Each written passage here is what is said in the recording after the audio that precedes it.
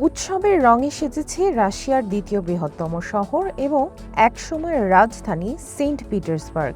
আসছে নতুন বছর, আর এরপর ৭ই জানুয়ারিতে অর্থোডক্স বড়দিন। হাড় কাঁপানো শীতের মাঝেও মায়াবী রূপ ধারণ করেছে রাশিয়ার ঐতিহ্যমণ্ডিত এই শহরটি।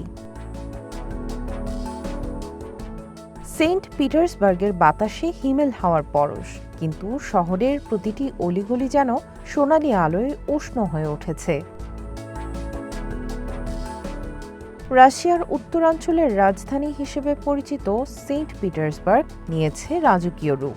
শহরটি মনে করিয়ে দিচ্ছে জার শাসিত সেই পুরনো আমলের রাশিয়ার কথা।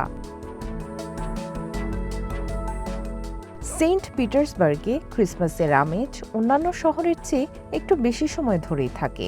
রাশিয়ার এই শহরের বেশিরভাগ মানুষ অর্থোডক্স খ্রিস্টান হওয়ায় তারা ৭ জানুয়ারি বড়দিন পালন করেন। তবে শহরে বাস করা ক্যাথলিক ও প্রোটেস্ট্যান্ট সম্প্রদায়গুলো গ্রেগরিয়ান ক্যালেন্ডার মেনে ২৫শে ডিসেম্বর বড়দিন উদযাপন করেন। এই বৈচিত্র্যের কারণে ডিসেম্বর মাসের শেষ থেকে জানুয়ারির মাঝামাঝি পর্যন্ত একটানা উৎসবের আমেজ থাকে। রাজধানী মস্কোর আলোকসজ্জা আধুনিক ও জাঁকজমকপূর্ণ হলেও সেন্ট পিটার্সবার্গের সাজসজ্জাকে ঐতিহ্যে মোড়ানো, মার্জিত ও নান্দনিক মনে করেন অনেকে।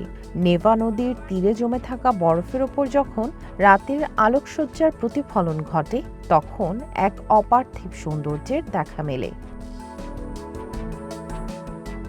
সামিয়া জান্নাহ, ওয়ান ইন্টারন্যাশনাল ডেস্ক।